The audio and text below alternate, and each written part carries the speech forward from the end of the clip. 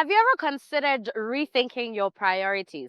If we want our world to improve, maybe the first step is thinking about what truly matters. Welcome to Echo Africa. Today, we have stories that we hope will help you take stock of what we protect, what we overlook, and what we might need to appreciate differently. I'm Malama Mukonde in Lusaka, Zambia, and here's my co-host, Chris Elam. And a warm welcome from me too in Lagos, Nigeria. Here's what we've got coming up.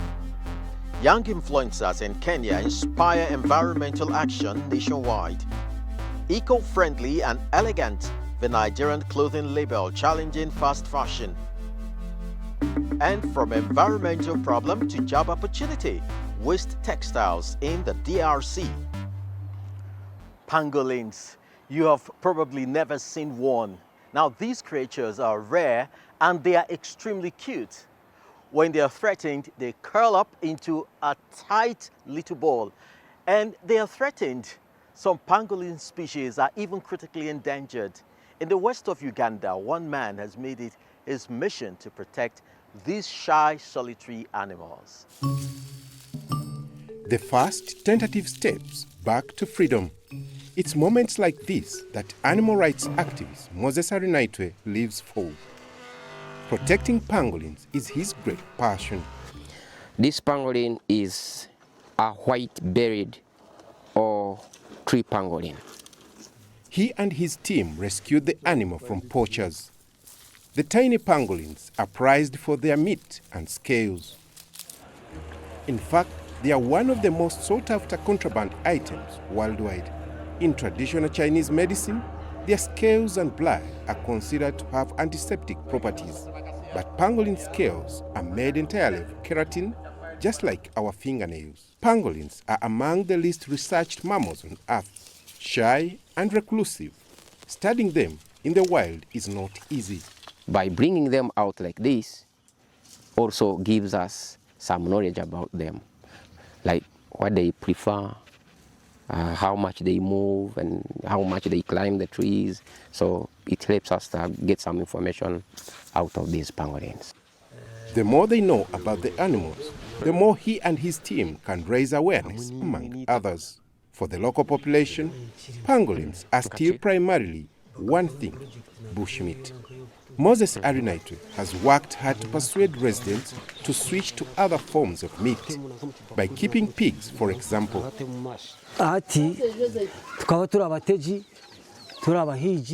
We were poachers, armed with dogs and spears. But he transformed us and he set up this project for us. We get meat to eat, we no longer poach, and we also get money. 10 full-time and 55 part-time workers are employed at the rescue center. They earn between 35 euros and 60 euros per month.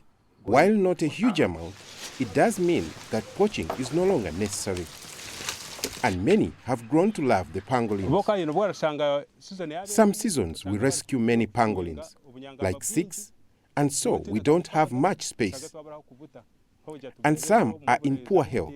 When they are rescued, so we care for them and make sure they are in good health again before we release them back into the wild. The most important factor in preventing poaching is to create alternative sources of income. Beekeeping is one option. These beehives were purchased with donations and were made available to former poachers. I'm one of the reformed poachers, so we have this project of beehives. We have 14 here. Some are active, others are not active. So when the others get active, we distribute it to other members outside in the communities. Another project is growing mushrooms, ideal for those who are afraid of bees. Charity Arinaitwe makes sure the mushrooms stay moist. The oyster mushrooms grow in wooden huts, saving space and making them easy to harvest. Our mission to grow mushrooms is to reduce pressure on pangolin habitats. We now depend on mushrooms and we don't cut down the forest or disturb the animals anymore. We get food from this project. It also pays the school fees for our children, and our husbands benefit too. So this mushroom garden is helping entire families and providing a stable income.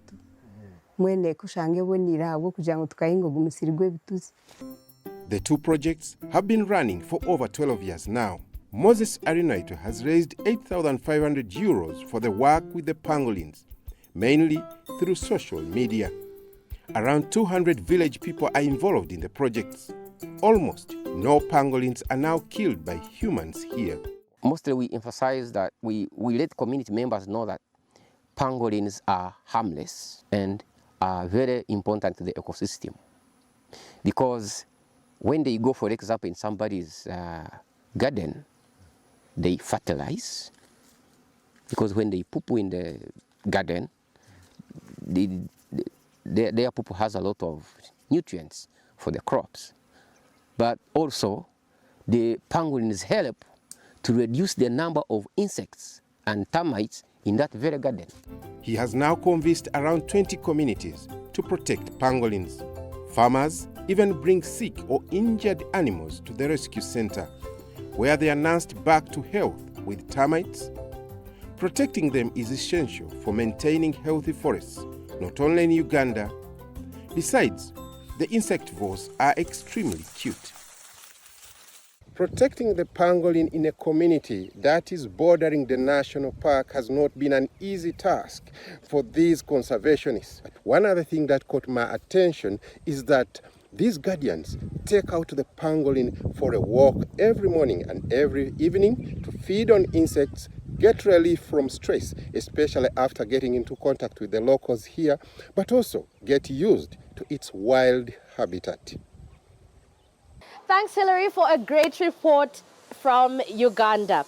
Now, our next story takes us to Bukavu in eastern DRC, where armed conflict is still ongoing, but daily life goes on. It is a city with a growing population and a growing waste problem.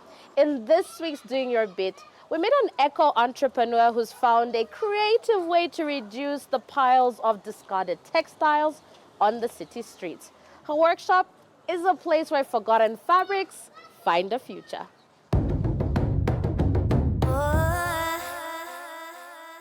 These textile scraps are about to get a major glow-up. Blandine Bashingezi finds her materials in the trash cans of local sewing workshops in Bukavu. The artist and environmental activist grew up in a family of seamstresses. That's where I first came into contact with fabric scraps. At first, it seemed like child's play, but then I realized that everything that was being thrown away, discarded, could be used to make something good, useful and beautiful. This is where her work starts. When I'm standing in front of a trash can or among fabric scraps, it's the scraps themselves that inspire me. It's from these scraps with their different textures, colors, and patterns. Every time she heads out, Blandine collects about 100 kilos of textile waste, carrying it in small loads she can haul on her back.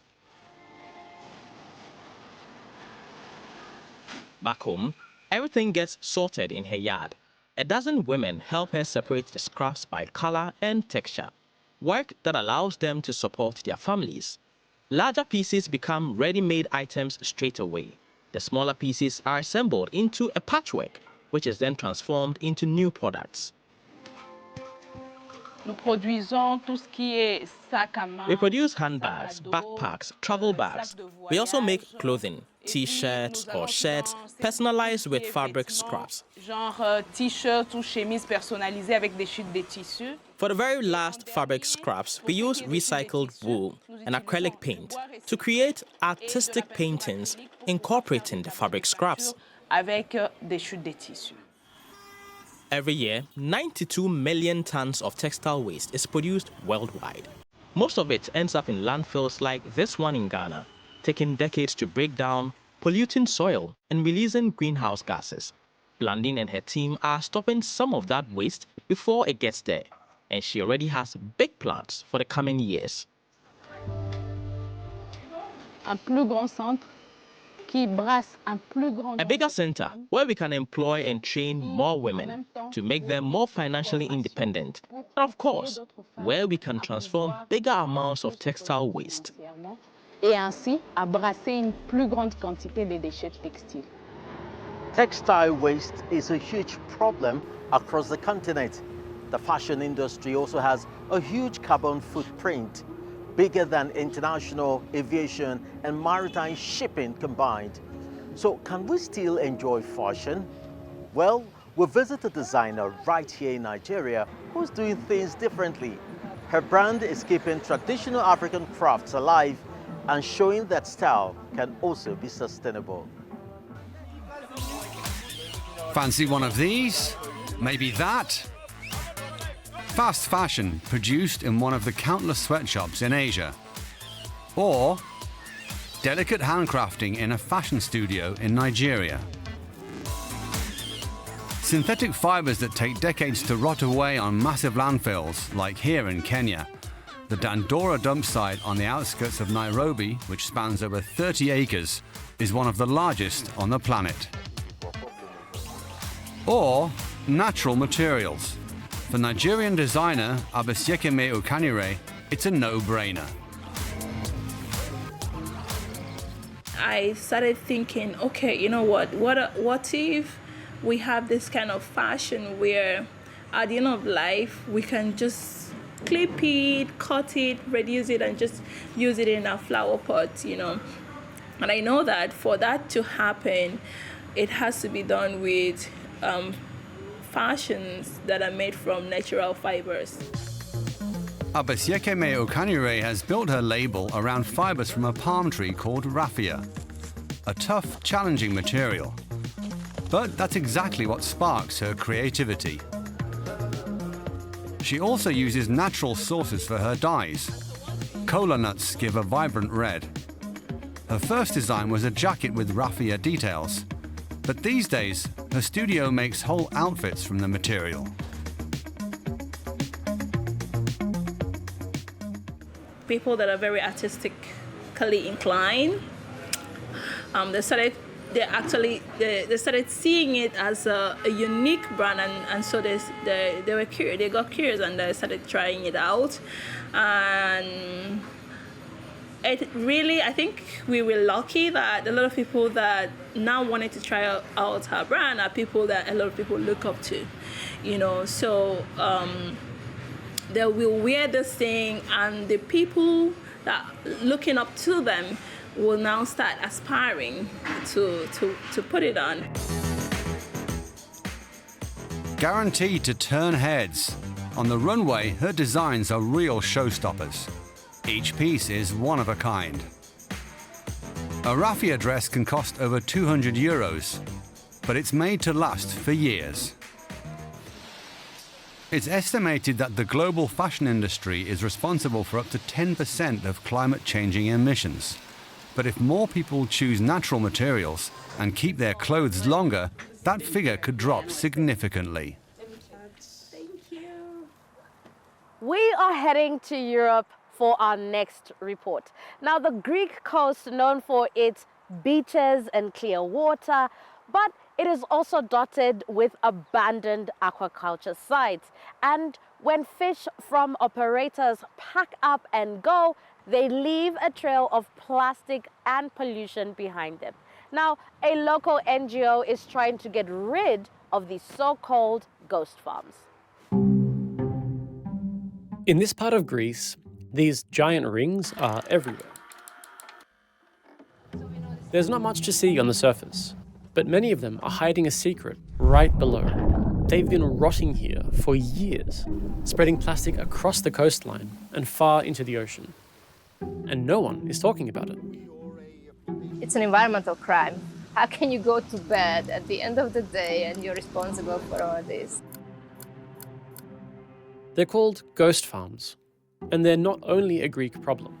Companies around the world are getting away with this. You can see what the damage is like coming out of 40 businesses, so you can imagine what is going to happen with the 400.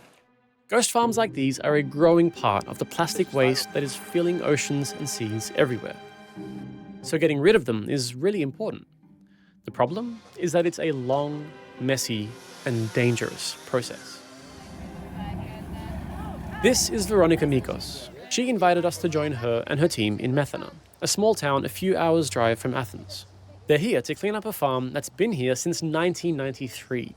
At the first glance, it's tragic. You just don't know where to start. Everywhere you look, like what to touch first.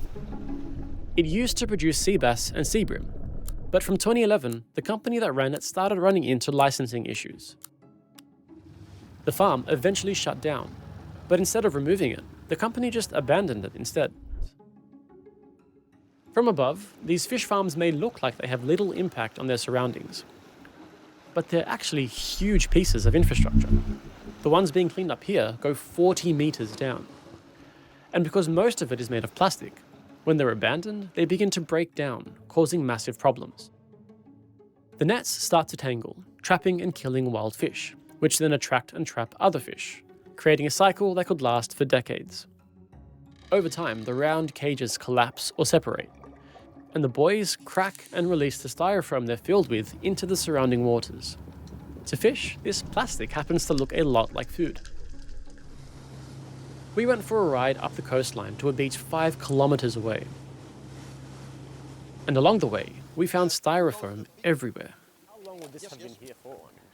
It's been here for ages, years and years. Tassos Philippides runs a Greek NGO that finds ghost farms with satellite imagery. He also helps clean them up, which is why he's ready to go in a diving suit. Tassos says he's identified more than 130 possible abandoned locations in the areas he's reviewed and confirmed at least 22 of them as ghost farms so far. And the original owners of most of them are known. This farm behind me is not lost, it's just abandoned. So there is an owner responsible for this, and the system around that owner who is not holding the owner responsible. So it's an environmental crime. For now, Veronica says there's only one thing they can actually do about it: start cleaning. The divers are the first line of attack. It's absolutely very dangerous. You need a special kind of person for that, who likes challenges. The moment you start pulling nets, the visibility is zero and you still have to figure out the puzzle underwater, you know? The sunken equipment is often buried under a layer of dirt and interwoven with marine life like fish and mollusks, creating an unpredictable maze. The divers gather all the nets into a pile. The ropes that keep the cages in place are disconnected from the seafloor. Then they attach balloons to bring everything to the surface in sections.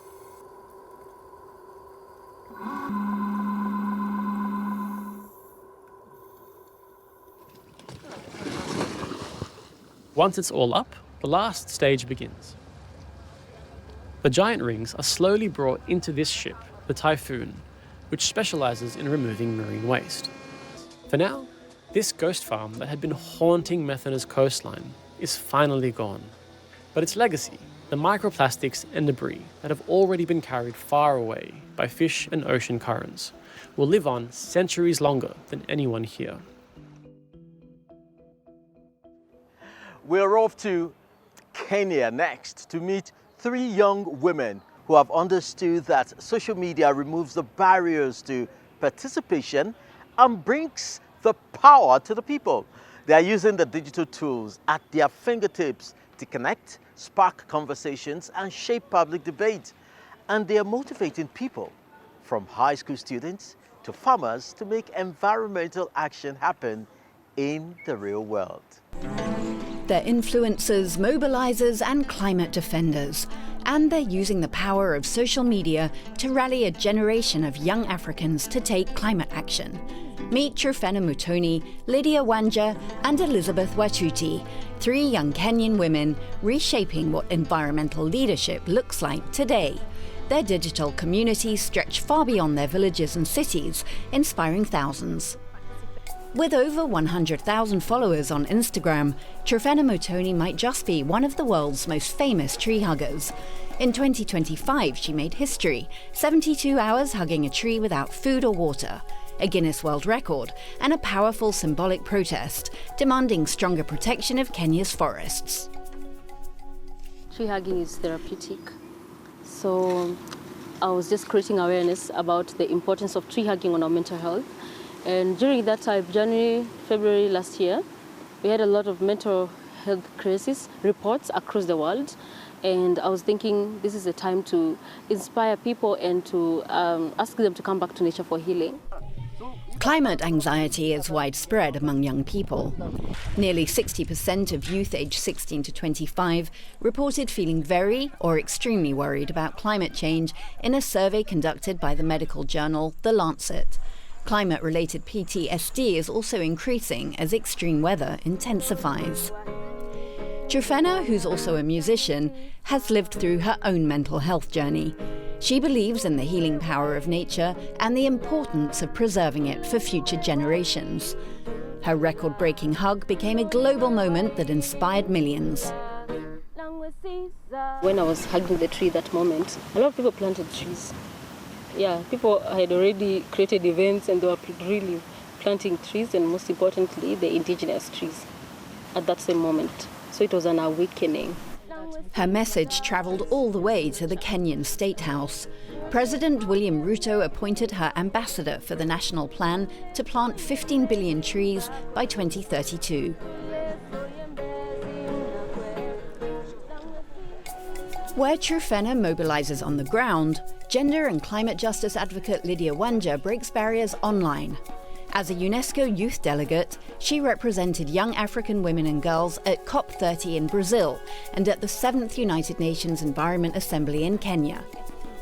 But Lydia knows most African youth don't have access to these restricted spaces, so she makes them accessible for everyone on social media. It's a part of her daily life and a powerful tool. Social media transcends geographical barriers. By utilizing the social media, I am able to tell them that despite you not being physically present here, you're up to date with what's happening and your voice is also heard. So social media becomes a place for me even to engage with a broader audience that was not here physically present.